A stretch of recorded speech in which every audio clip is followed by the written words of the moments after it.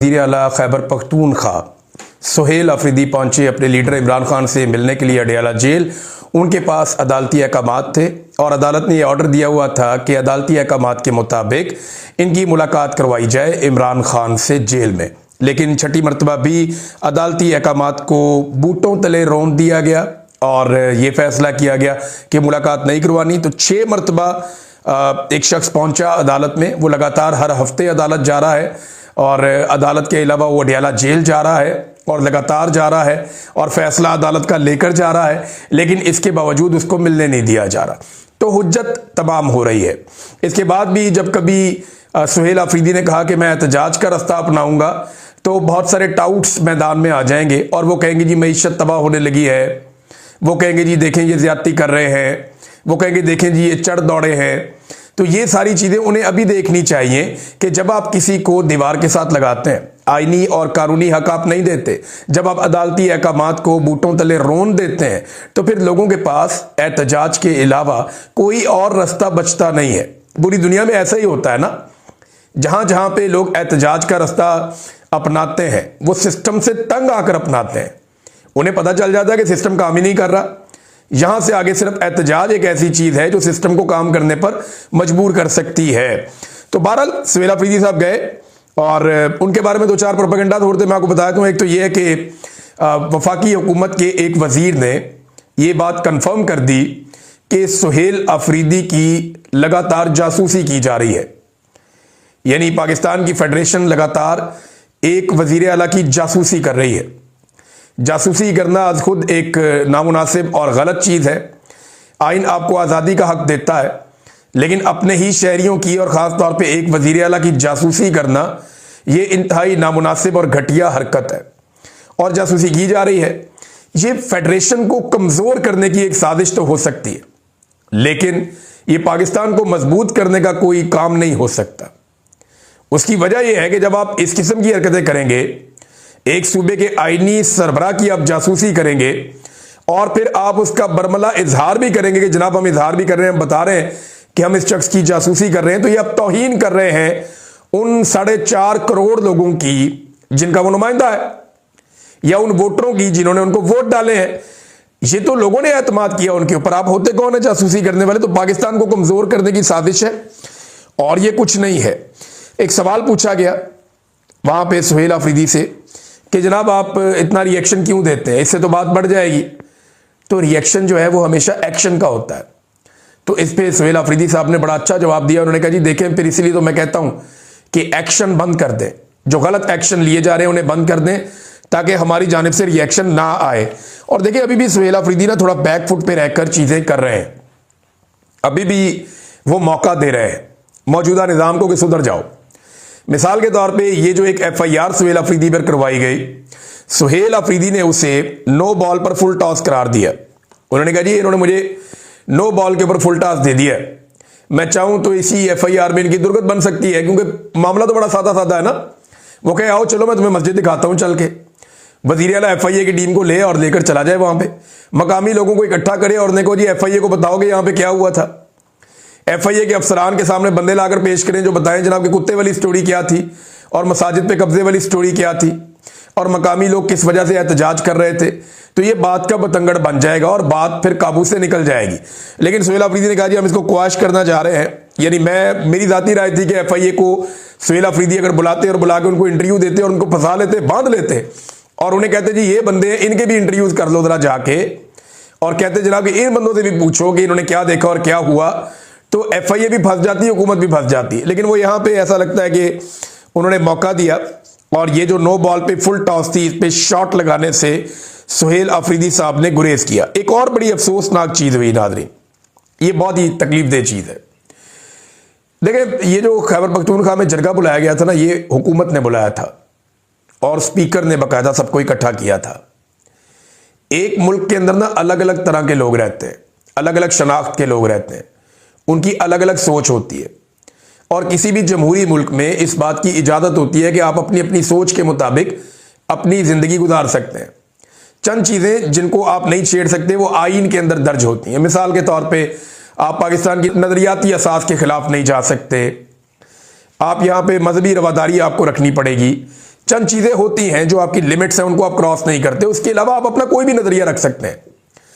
आप किसी भी पॉलिटिकल लीडर को अच्छा या बुरा कह सकते हैं। तारीखी वाकयात और हकायक को आप अपनी मर्जी से बयान कर सकते हैं कि जनाब मुझे लगता है वो ऐसे नहीं ऐसे हुआ था। ये डेमोक्रेसी में इसकी इजाजत होती है, दुनिया भर के ममालिक में इजाजत है। हर तरह की डिबेट होती है पूरी दुनिया में। अब ये डिबेट के लिए जब बुलाया गया जरगा में, तो पीटीएम के जो दो लोग वहां पे आए थे वो कौमी तराने पर खड़े नहीं हुए। मुझे जाती तौर पे इस पे अफसोस हुआ। यानी हम पूरी दुनिया में जाते हैं, आज भी अभी मैं यहां से जाऊंगा, एक प्रोग्राम होगा वहां, स्पेशली मैंने उन्हें कहा कि जैसे ही नाते रसूल मकबूल सल्लल्लाहु अलैहि वसल्लम हो तो आपने उसके बाद कौमी तराना पाकिस्तान का जो है वो चलाना है। उससे हमें बड़ी एनर्जी मिलती है, तो अच्छा लगता है, हम सारे खड़े हो जाते हैं। ओवरसीज है जितने वहां वो खड़े हो जाते हैं, और कई ऐसे लोग जो पाकिस्तानी नहीं भी होते वो भी खड़े हो जाते हैं। मुझे जाती तौर पे अच्छा नहीं लगा जब पीटीएम के लोग खड़े नहीं हुए कौमी तराने पर, मुझे नहीं अच्छा लगा। लेकिन एक बात है कि क्या उसकी बुनियाद पे उन्हें अगवा कर लेना चाहिए? यही तो चीजें हैं जिन पे डिबेट करनी है।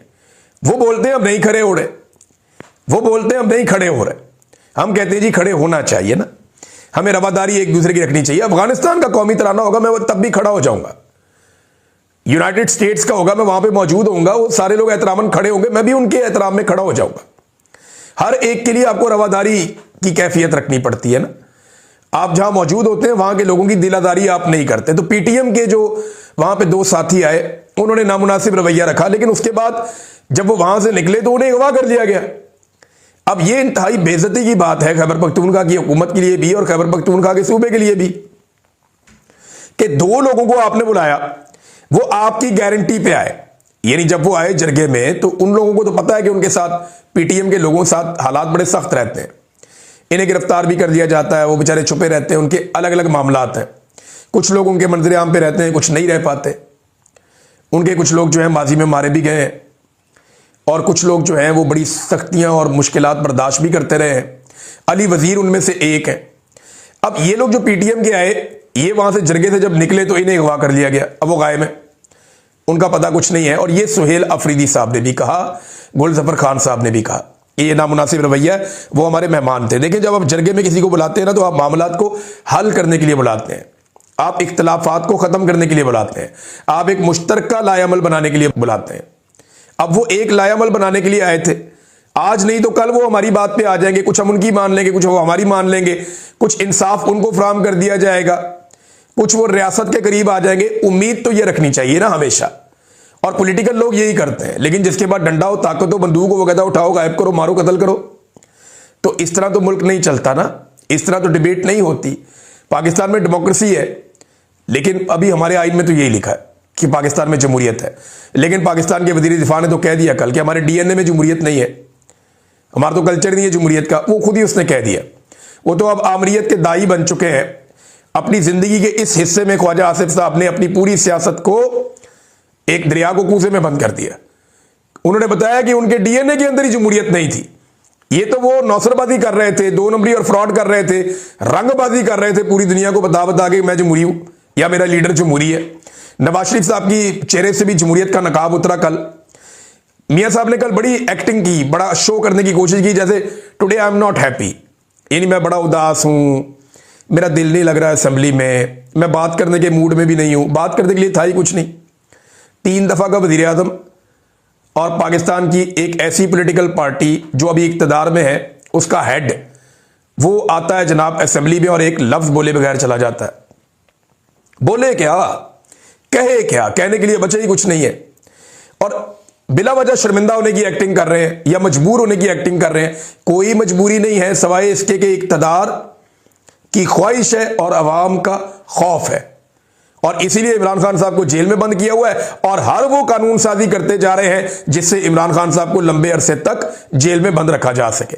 और अब तो उनके वजीर खुल खुलाकर इमरान खान साहब को कत्ल करने की धमकियां भी देना शुरू हो गए। जैसा कि हनीफ अब्बासी साहब ने, जो रेलवे के वजीर है, उन्होंने हाल ही में एक धमकी दी है बड़ी खौफनाक कि वक्त से पहले इमरान खान साहब की फातिहा पढ़ ली जाएगी अगर ये रवैये ना तब्दील किए गए तो नादरीन, इस पे जो है वो बड़ा सख्त रद्द-ए-अमल दिया सीएम अफरीदी, सुहेल अफरीदी साहब ने। उन्होंने कहा जी कि ये ज्यादती है और इस पे हमारा बड़ा सख्त रद्द-ए-अमल आएगा। ये हमारी पख्तूनों की और कबायली रवायात को रौंदा जा रहा है। हमने उन्हें बुलाया था और वो आए थे हमारी दावत के ऊपर, 2 लोग पीटीएम के, और उनका गायब हो जाना, इसका बड़ा सख्त रद्द-ए-अमल आएगा, ये जनाब उन्होंने कहा। अच्छा, एक और प्रोपेगेंडा किया जा रहा था, और ये प्रोपेगेंडा कुछ साबिक वजीर आला गड्डापुर के साथ मुंसलिक कुछ सोशल मीडिया के अकाउंट्स हैं, वो कल से एक प्रोपेगेंडा कर रहे थे कि सुहेल अफरीदी फैसल करीम कुंडी जो कि गवर्नर है पीपल्स पार्टी का वहां पे खैबर पख्तूनख्वा में, उसको नई गाड़ी लेकर दे रहा है, और पेपर भी लगाया हुआ था एक। तो एक्चुअली अब सुहेल अफरीदी ने क्लियर किया कि ये गड्डापुर साहब के दौर की समरी थी और मैंने इसको मुस्तरद कर दिया। यानी वो जो गंडापुर साहब के लोग ये प्रोपेगेंडा कर रहे थे कि सुहेल अफरीदी ने तो इमरान खान को छुड़वाना था, जनाब ये तो अब गाड़ियां लेकर दे रहा है। तो इस किस्म का प्रोपेगेंडा कुछ ऐसे अकाउंट्स कर रहे थे जो गंडापुर के साथ मुंसलिक है। अब वो जो अकाउंट है वो खुलकर सामने आ गए। मैंने को बताया था कि सुहेल अफरीदी के खिलाफ पार्टी के अंदर से बड़ी साजिश होनी है। आजकल बड़ी गेम तैयार की जा रही है, बंदे तैयार हो रहे हैं कि सुहेल अफरीदी के खिलाफ प्रोपेगेंडा बड़ा करना कैसे है। तो मैं अब इतना ही आपको कहूंगा, ज्यादा बात मैं आपके सामने नहीं करता, कि गंडापुर साहब से मुंसलिक ये सोशल मीडिया के अकाउंट्स थे, वो हमेशा उनकी तारीफें करते हैं, उन्होंने ये इल्जाम लगाया था। तो दूसरी जानिब से जवाब यह आया कि ये गंडापुर साहब के दौर में ही गाड़ी दी जा रही थी, हमने इसको मुस्तरद कर दिया है। नाज़रीन, बैनुल अक़वामी मीडिया ने कैसे रिपोर्ट किया एक्सटेंशन के मामले को और ये इस्तिस्ना के मामले को। लेकिन पाकिस्तान के मीडिया ने तो इसको ऐसे रिपोर्ट किया जैसे रिपोर्ट ही नहीं किया। मीडिया बात करता है कि जरदारी को ताहयात इस्तिस्ना क्यों मिल रहा है। मीडिया बात करता है कि जनाब ये अदलिया के साथ क्या हो गया, अदलिया को तबाह बर्बाद कर दिया। इन चीज़ों में बात करता है। 243 पर बात करने की किसी मीडिया वाले को इजाज़त नहीं है, खुलकर इस पर बात ही नहीं कर सकते। आर्मी चीफ को जो चीज़ें मिल गई हैं, इसके ऊपर एक बड़ा ज़बरदस्त पंफलेट जारी किया गया है सोशल मीडिया पे, और इसके अंदर सारी तफसीलात हैं। जो चीज़ें मिली हैं वो क्या है। 27वीं गैर आईडी तरमीम फर्द वाहिद का बिला एहतसाब मुतलक इक़्तिदार और इख्तियार। आइंदा आने वाले आर्मी चीफ के लिए जो मुमकिन अहदाफ होंगे, वो क्या किया करेगा जब नया आर्मी चीफ आया करेगा। वो माजी के 3 साल के बरक्स आर्मी चीफ का ओहदा 5 साल का हो जाएगा। एक तो उसको ये फायदा होगा। इसके बाद एक्सटेंशन की सियासी तगोदो से बचने के लिए वो खित्ते में एक नई जंग छेड़ेगा और फील्ड मार्शल बनने के बाद अपने मरते दम तक के लिए ये ओहदा लेकर ताहयात अमर हो जाएगा। इसके उसको फायदे क्या होंगे। नंबर 1, उसका ओहदा ताहयात रहेगा। नंबर 2, ताहयात उसको मुराद मिलती रहेंगी। नंबर 3, ओहदे से बरतरफी तकरीबन नामुमकिन हद तक मुश्किल हो जाएगी। और नंबर 4, मुसल्लह अफवाज पर फील्ड मार्शल का मुकम्मल कंट्रोल हो जाएगा। नंबर 5, ताहयात इस्तिस्ना उसे मिल जाएगा, यानी मावरा अदालत कत्ल किया जाए, जबरी गुमशुदगियां की जाएं, करप्शन समेत हर किस्म की लाकानूनियत पर एहतसाब नामुमकिन हो जाएगा। और बरतरफी का तरीक़ाकार सदर के मुआखजे की तरह का, इंपीचमेंट जैसे सदर की जाती है उस तरीके पर इन्होंने इस्तवार कर दिया है। यानी पाकिस्तान की 78 साल तारीख में आज तक तो ये नहीं हो सका। तो जो कौम मिलकर या जो मुल्क एक सदर को नहीं आज तक मुआखजा कर सका, वो एक आर्मी चीफ का मुआखजा क्या करेगा। क्या पिद्दी और क्या पिद्दी का शोरबा। और ओहदे से बरतरफी के लिए दोनों ऐवानों की 2/3 अक्सरियत दरकार होगी, जो कभी भी किसी भी जमात को नहीं लेने दी जाएगी। ये तो एस्टेब्लिशमेंट ने अब सोच रखा है। तो नाज़रीन, बैनुल अक़वामी मीडिया इसे कैसे रिपोर्ट करे। तो हमारा मीडिया तो ऐसे रिपोर्ट कर रहा है ना। बैनुल अक़वामी मीडिया इसको लाइफ एक्सटेंशन, लाइफ इम्यूनिटी का नाम दे रहा है।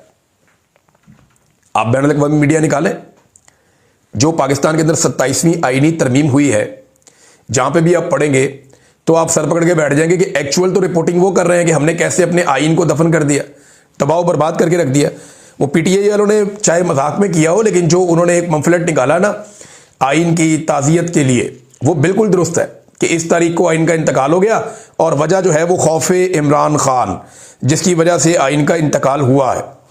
अब नाज़रीन, एक और जो डेवलपमेंट है वो मैं आपके सामने रखता हूं। फिर एक कॉलम अंसार अब्बासी साहब ने लिखा, बड़ी इंटरेस्टिंग चीज़ें मैं आपके साथ शेयर करूंगा, वो बहुत ज़रूरी है क्योंकि उसमें मेरा भी तस्करा उन्होंने नाम लिए बगैर किया है। तो इसमें ना पाकिस्तान ने अमली तौर पे अब ये फैसला कर लिया है कि वो अफगानिस्तान के ऊपर एक हमला करेगा। ये खबर मैं आप आज दे रहा हूँ। आज 13 तारीख है नवंबर की, और मैं आपको बता रहा हूँ कि पाकिस्तान अफगानिस्तान के ऊपर एक हमला करेगा। ये फैसला पाकिस्तान ने कर लिया है और इससे अमेरिका को बड़ी खुशी हासिल होगी। वज़ीर दिफा और वज़ीर दाखिला के बयान छोटे मोटे आ चुके हैं, और फील्ड मार्शल और जो इदारा है वो अपनी नीयत पहले ही शो कर चुका है। और ये एक मुख्तसर जंग रहेगी या लंबी हो जाएगी, इसके बारे में किसी को आइडिया नहीं है। पाकिस्तान को सूट करती है एक मुख्तसर जंग, क्योंकि अफगानिस्तान के पास रवायती जंग लड़ने का कोई साजो सामान नहीं है। ना उनके पास एयरफोर्स है, ना उनके पास जदीद मिसाइल सिस्टम्स हैं कि वो पाकिस्तानी फ़ौज का मुकाबला कर सकें। लेकिन लंबी जंग के अंदर, गुरीला जंग के अंदर वो इंटरनल नुकसान कर सकते हैं, अंदरूनी नुकसान कर सकते हैं, जो उनका एक पुराना तरीकाकार है। जैसे वो नेटो के साथ लड़े हैं बड़ा लंबा अरसा, तो क्या वो सालों तक इसको खींच लेंगे, ये एक बड़ा सवाल है। लेकिन अगर वो इसको सालों तक नहीं खींचते लड़ाई को, तो उसके पीछे एक रीज़न ये भी हो सकता है कि अमेरिका बीच में पड़ जाएगा और चाइना बीच में पड़ जाएगा। चाइना को पाकिस्तान